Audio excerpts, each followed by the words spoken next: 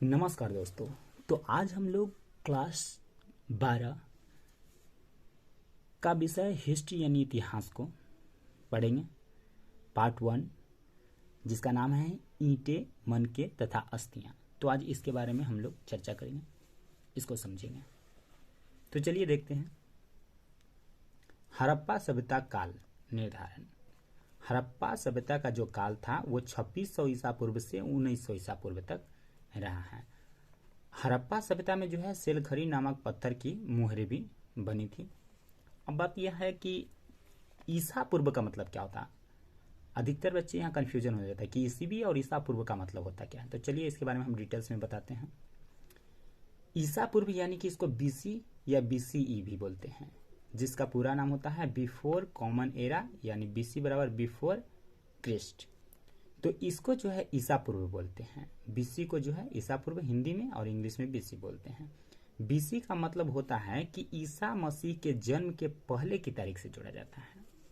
अगला है ईसवी यानी एडी या सीई भी बोलते हैं। एडी यानी कि एनो डोमिनी, सीई यानी कॉमन एरा। तो इसको जो है इसका मतलब होता है कि ईसा मसीह के जन्म के बाद की तारीख से जोड़ा जाता है। तो चलिए अब यहाँ देखते हैं हड़प्पा सभ्यता के बारे में। तो हड़प्पा सभ्यता को हड़प्पा सभ्यता इसलिए कहते हैं क्योंकि सबसे पहले इसका खोज जो है हड़प्पा नामक स्थान पर जो है की गई थी, इसीलिए इसको हड़प्पा सभ्यता कहते हैं। अब आगे देखिए हड़प्पा सभ्यता के अन्य नाम। हड़प्पा सभ्यता को जो है और कई नामों से जाना जाता है, जैसे सिंधु घाटी की सभ्यता, सरस्वती सिंधु सभ्यता, कांस्य युगीन सभ्यता, सप्त सैंधव प्रदेश। ये भी जो है हड़प्पा सभ्यता को ही इतने नामों से जाना जाता है। सप्त सैंधव प्रदेश मतलब 7 नदियों का प्रदेश होता है। तो चलिए आगे देखिए। हड़प्पा सभ्यता का सबसे बड़ा स्थल देखिए कौन कौन है।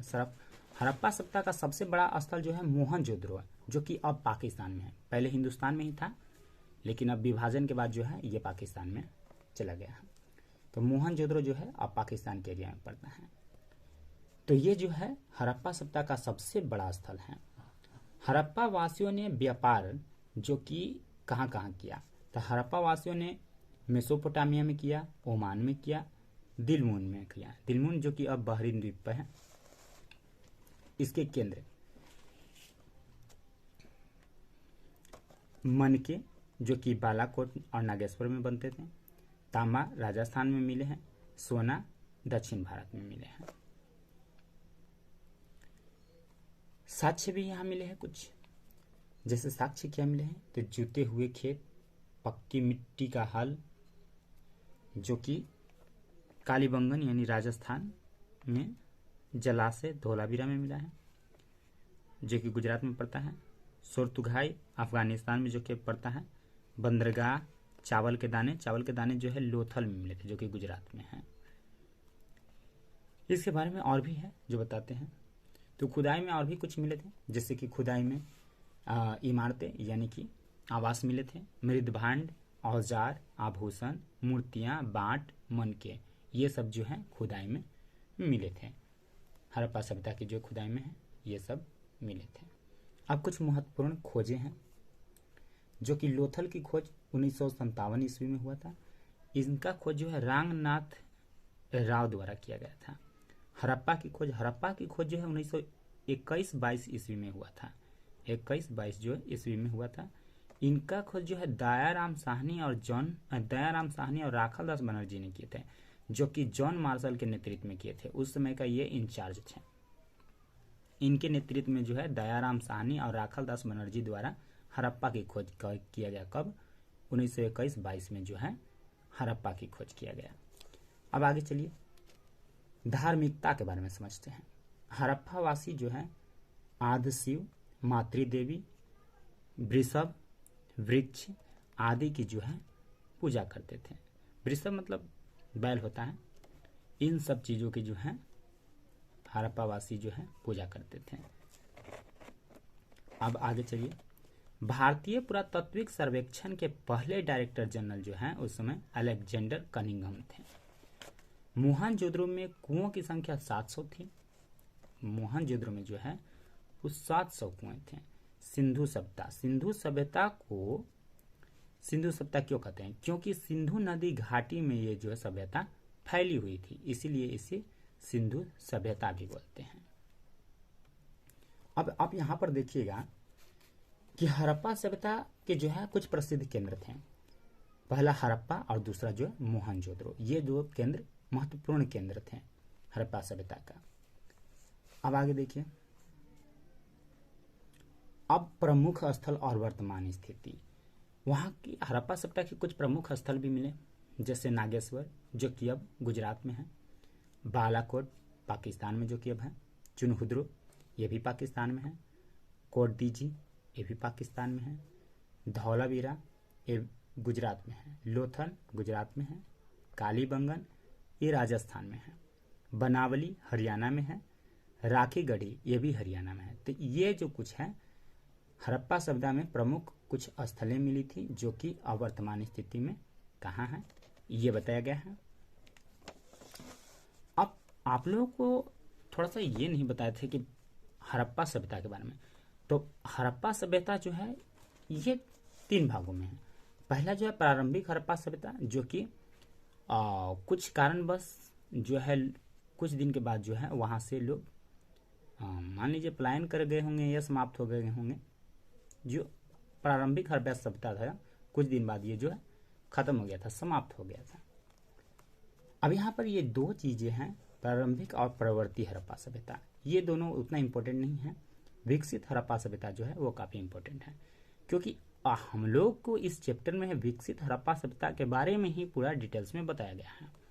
प्रारंभिक हड़प्पा सभ्यता में जो है बस्तियां छोटी छोटी हुआ करती थी, चूंकि उसमें बहुत कम लोग रहा करते थे और ये समाप्त भी हो गए थे। परिवर्ती हड़प्पा सभ्यता जो कि मतलब कि आपकी सभ्यता थी, मेन जो है विकसित हड़प्पा सभ्यता जिसके बारे में हम लोग को इस चैप्टर में पढ़ना है। विकसित हड़प्पा सभ्यता जो है इसमें काफ़ी बड़ी बड़ी बस्तियां थी। ये सभ्यता काफ़ी विकास भी किया था, इसमें नलियां ढकी हुई थी, मोहनजोदड़ो ये सब मिले थे। तो ये सभ्यता जो है इस सभ्यता के बारे में चलिए आगे चर्चा करते हैं। तो आप हड़प्पा सभ्यता के बारे में देख सकते हैं कि वहाँ के लोग निर्वाह के तरीके, निर्वाह कैसे करते थे, अपना निर्वाहन कैसे करते थे, यानी अपना भोजन कैसे करते थे, भोजन के लिए क्या करते थे वो लोग।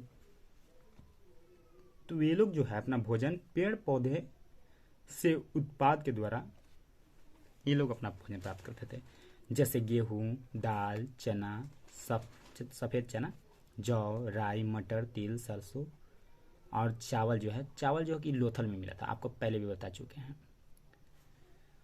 ये सब जो है इन सबों से वो अपने भोजन का उपाय करते थे, यानी कि निर्वाह के तरीके थे। ये पेड़ पौधे से जो है अपना भोजन इस तरीके से प्राप्त करते थे। अब बात ये है कि इतना साल बाद हम लोगों को कैसे पता चला कि गेहूं, दाल, चना ये सब जो है थे, क्योंकि इतना साल बाद तो ये सब नष्ट हो जाएंगे, बचेगा ही नहीं, सब सड़ गल के मिल जाएगा मिट्टी में। तो इसको जो है इसके कुछ जल जाते थे, जो दाने जल जाते हैं वो कई सालों तक जो है सुरक्षित रहते हैं, जलने के बाद वो जल्दी मिटते नहीं हैं।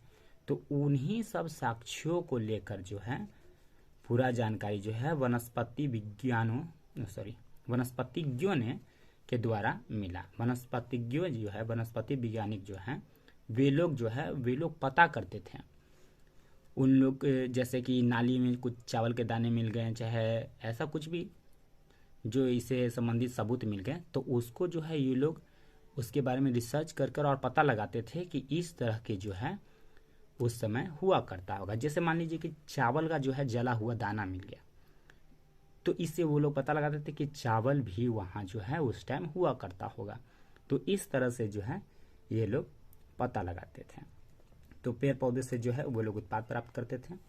अगला है जानवर से, जैसे कि बैल, गाय, भेड़, बकरी, भैंस, सुअर, कुंवर वाला सांड, बरा यानी कि जंगली सुअर, हिरन, घड़ियाल, इन सब जानवरों का जो है, अब जैसे सभी जानवरों को तो ये लोग खाते नहीं होंगे। जैसे गाय हो गया, गाय से दूध निकालते होंगे।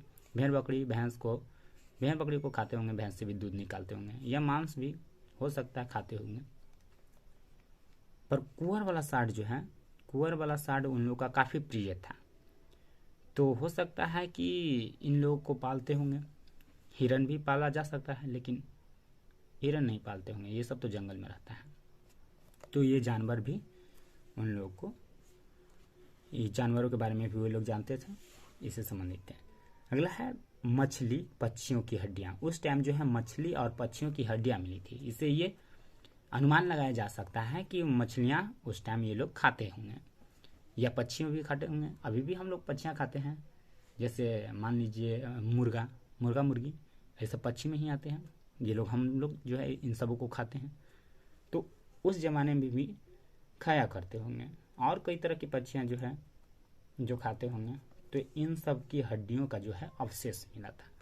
तो इससे जो है ये पता लगाया जा सकता है कि अच्छा, इन सब पक्षियों का, मछलियों का जो हड्डियाँ मिली है, इसका मतलब है कि उस जमाने में भी इसका उपयोग खाने पीने में लोग किया करते थे, यानी कि इन सब के बारे में भी वे लोग जानकारी रखे हुए थे।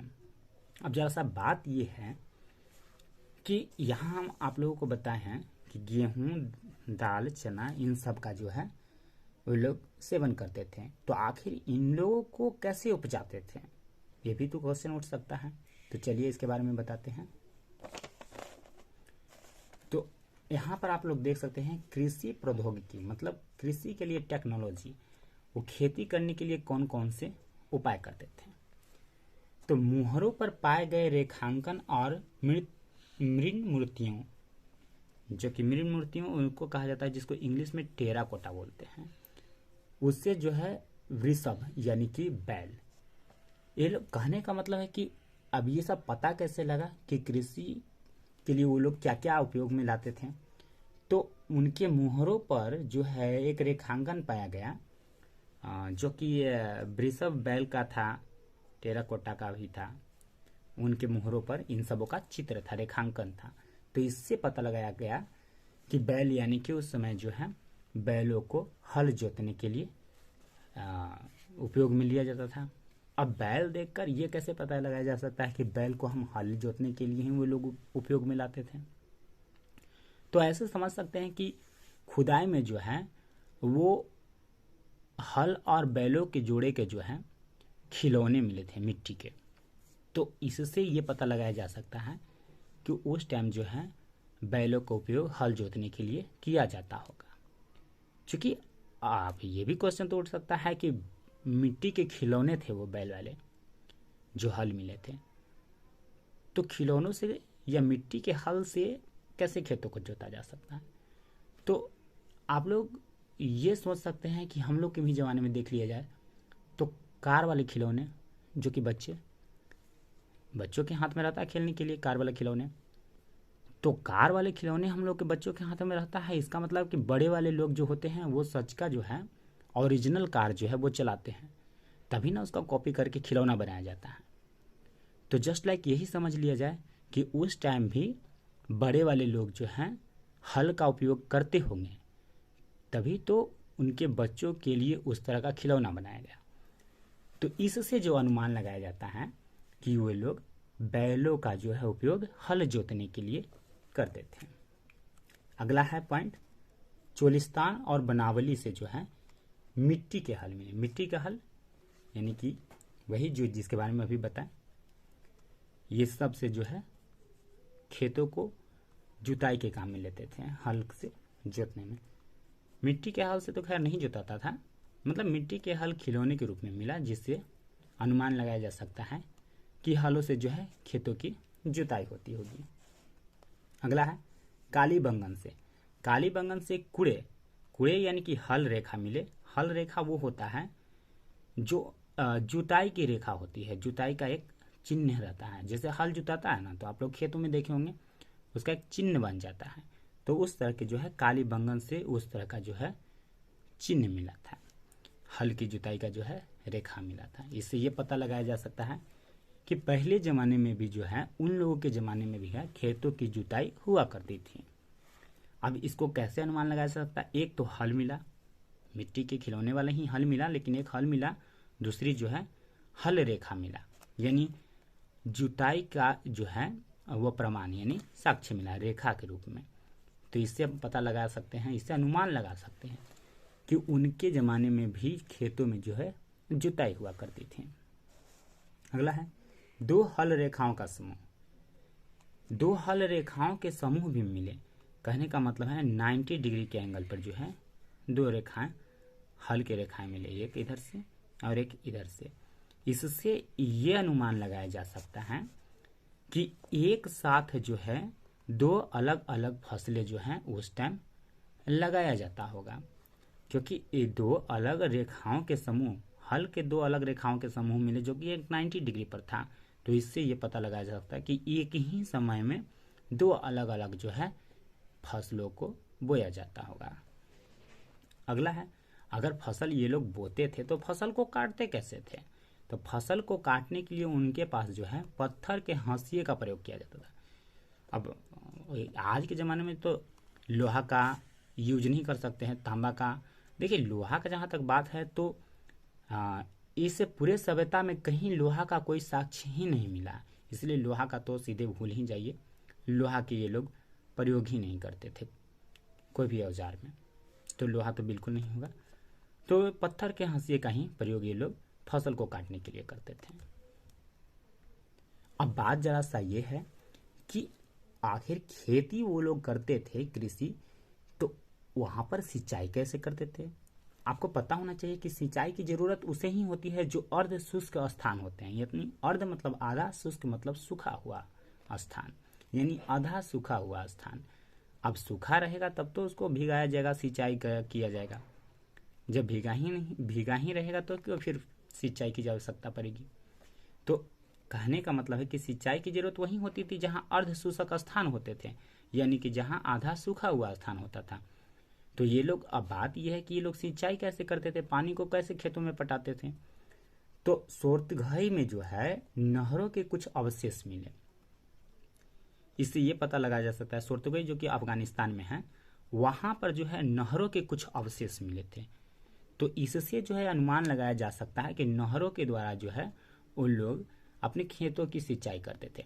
हालांकि मिला तो है सोर्तघई में, लेकिन देखा जाए तो और भी कई जगहों पर जो है नहरों के द्वारा सिंचाई हुआ करता होगा, लेकिन साक्ष्य कहीं मिला नहीं। लेकिन सोर्तघई में जो है नहरों के अवशेष मिले थे। अगला है धौलावीरा। धौलावीरा में भी एक जलाशय मिले थे।